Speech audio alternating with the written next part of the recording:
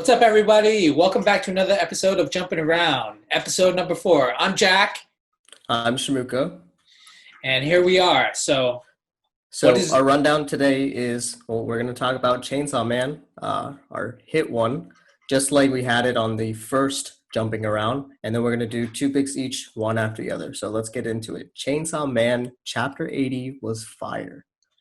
it was creepy fire. Yeah, it was scary fire.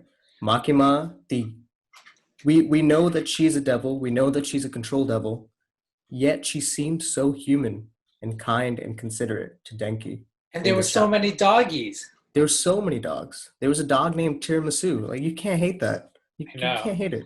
It's confusing. My heart is kind of like scared, but also animals.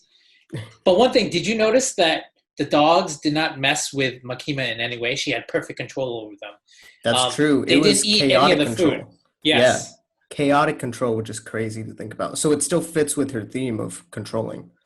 exactly. But I have no idea where the next chapter is going to go because this is complete weirdness. I Yeah. want to be your dog. What the hell does that mean?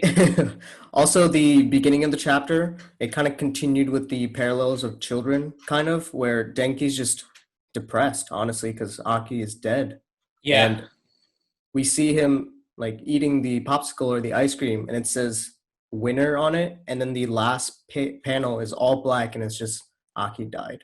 It's just, man, some crazy stuff. I'm that scared for this was next arc. the I beginning of this really am. chapter. Finished the emotions. Like if you didn't think like they did enough with how they felt, they finished it up with this chapter to show like how he's living with the pain of doing it and all that stuff. And that's what I love about Chainsaw Man, because it really hones in post arc aftermath really, really well. Like, no matter Yeah. how crazy the actual battle is, even the aftermath is still awesome. All right. So what's your first series? So my first one is SpyxFamily. So we're getting into, you know it. It's called a battle. It's a shonen for a reason. So we're into a tournament arc, and the tournament arc that we're into is underground tennis. Yeah, you don't expect that from a spy show at all, but our main lead, Folger, and the other person in his spy organization, Nightfall, have to go into this underground tournament. And the tennis, I swear to God, the tennis shots are better than the Prince of Tennis. Calling it right now. It's pretty great. And I love it because it mixes like pure action with funny comedy of, again, Nightfall saying, "Oh, I love you. I want to see this like tender side of you," while he's slamming, hitting it with like zero love, 15 love, 30 love, etc. I'm seeing a lot of memes for Nightfall. It's making me curious about the series. I think I may have to take that up soon. All right, for my series, I'm going to choose Time Paradox Ghostwriter. Let's go. We had a crazy chapter in that they finally pulled the main character into the future and they discussed, what they were trying to achieve, and now it's basically what I think is a race towards the finish of the storyline. At least as from what I understand now, because there's no other storylines. It's Yeah. basically Savitsky and that's it. So now they have this plan that they did not reveal in this chapter, but they're going to start showing it in the next chapter. So that's going to be really cool. All right. My next one is Kaiju number 8. So it's a new Yeah. series. It dropped, I think, end of August, maybe last week. I don't know. But as of when we're recording this, 7 of the 8 chapters are free to read. So go check it out. It's a quick read. They released it in a group, I In a think, group. Okay. like 5 at a time, like 2 5 weeks at a time. ago. Got it. Got it. That's what it was. So it's great. Kaijus are monsters. Our main character, Kafka, he he has an interesting role. He is basically cleanup crew after the actual heroes kill off these kaijus. So that's where we're starting off, and he gets merged into a hybrid, half kaiju, half human, and he doesn't really know how to change. And the gags are actually pretty funny. I enjoyed it.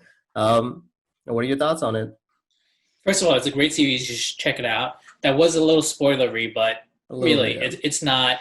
Once you read it, it's not like a killer. You'll get it soon enough.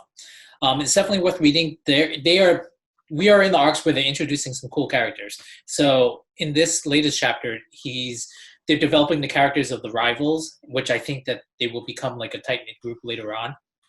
So it's just really cool. There's going to be a lot of action next chapter. So if you start reading from 1 to this, you'll probably finish in a half hour, and you'll be caught up to a really cool action sequence. Exactly. The only sad part is that somehow they have chapter 4 locked on the Viz app. I just checked it. I was like, why this chapter? So, I mean, I'm sure you guys, if you're watching, work around to that. But, ideally you want to read everything on the Viz app as much as possible. All right, final pick for me is One Punch Man. So this is actually a cool series. They're actually at the end of their biggest arc so far.